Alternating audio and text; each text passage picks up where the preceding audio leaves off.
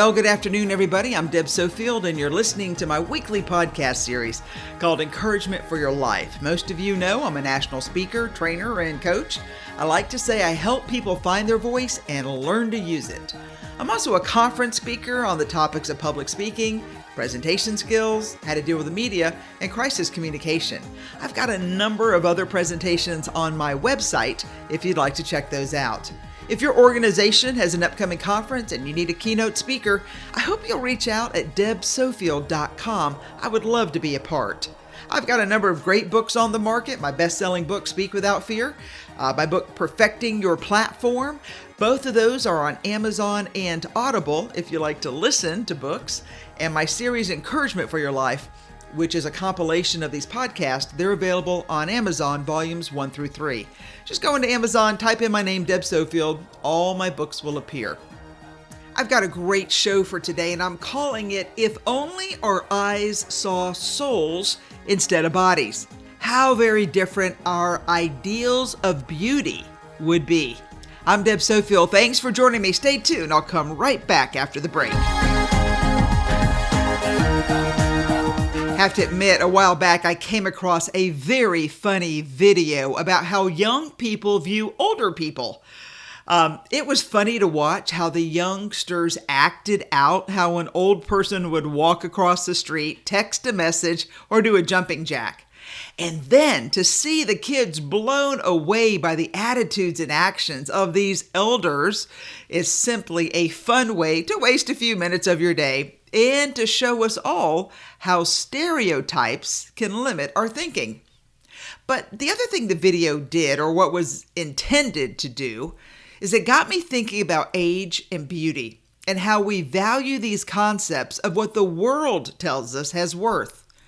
I've got several older friends, but there are two of them who keep me hopping. And I spend time with them, whether it's dropping by their homes to chat or taking them out to eat to give them something to do outside their ordinary structured day. One of my friends is male, the other is female. And as they're getting older, 92 and 94, I'm actually watching their bodies age and slow down, but not their minds. The things I learn from them through our conversations are nuggets of truth that I probably would never learn or be able to learn on my own without their desire to share with me some of their life lessons that they've seen play out. I've learned through the years that they really want to warn me or tell me or teach me about a topic they feel is important to my understanding.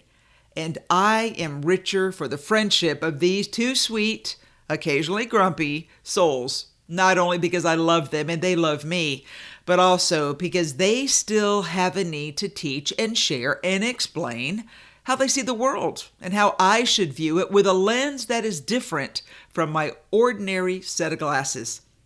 I also have the good fortune to interact with the other end of the lifeline, which is the young people I coach for college interviews, medical school, or jobs.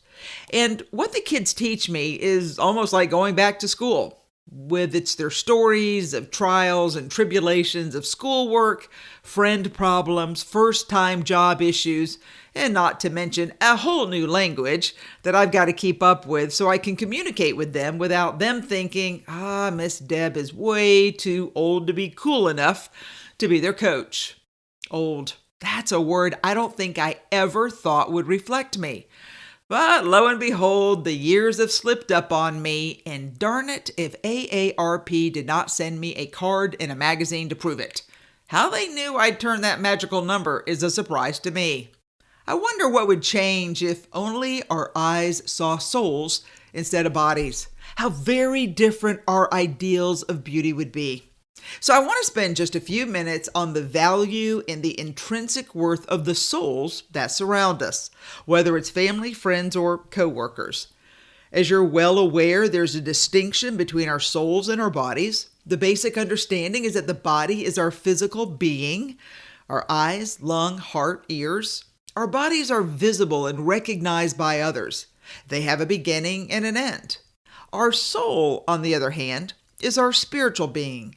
And although no one can see the soul visually, I'm sure many of you can sense when someone's spirit is present. One's understanding of the soul also goes to one's personal belief that one's soul either goes on through eternal life or comes back into the world as someone or something else. For my time today, I'm not going to get into that conversation of the soul, although I do believe it's an important topic, because I want to focus on the idea that if our eyes would really be opened, we could see the depth of a person's heart and mind instead of their ever-changing physical body. I'm sure you have known some outwardly, physically attractive people who were as ugly as an octopus on the inside, just as you know some nice enough looking people who were so beautiful on the inside it almost hurt to look at them because of their lovely spirit that showed through their whole being. I love the quote from C.S. Lewis that says, "You're never too old to set another goal or to dream a new dream." When I spend time with my elders, they still tell me of things they want to do. They're not interested in giving up because as they observe the world around them, they choose to find their place in space and do what they can with their limited eyesight and physical abilities to live their lives to the fullest. So how about you? No doubt you're young, healthy, wealthy, and wise. Well, wise enough. What are you doing today that will pay dividends tomorrow or 20 years from now? As we change physically, what will be remembered long after we are gone? Well, it's probably our spirit and the memory we leave with others. Keeping with the idea of having a spirited legacy, here's a few things I think you should keep in mind. Probably the most important to Deb is the generosity of spirit, because I think it pays dividends for a lifetime and beyond. When you show sensitivity, thoughtfulness, and kindness towards others, especially the elderly, it allows you to be more generous with yourself. It's a formula for success that has never gone out of style. We all remember the people who gave of themselves to make us feel wanted, needed, and secure. Being generous in every way you can, time, money, love, even kind words, will be remembered long after you're gone. In this area of your life, please hear me, don't be a cheapskate. Not only is it bad manners, but it would be considered poor in spirit. I also find that having a compassionate spirit when dealing with the elderly is a great reminder that we all need to be compassionate, not only with our families, but also with ourselves. No sane person of moral character is going to be cruel or unkind to the elderly. Understanding that dealing gently with the infirmed or fragile is a visible and physical reminder to be tender with ourselves and those we claim to love. But remember that compassion is not just for others. Truly healthy people understand it's also for themselves. Now, don't let the joy of compassion go missing in your life and the lives of our busy, stressed, worried friends and family. If you have to be the one with a compassionate spirit, consider yourself lucky to have been chosen for this most excellent opportunity. The poet Arthur Steinbach has said, "The value of compassion cannot be overemphasized. Anyone can criticize. It takes a true believer to be compassionate. No greater burden can be borne by an individual than to know that no one cares or understands." Wow, that's pretty serious.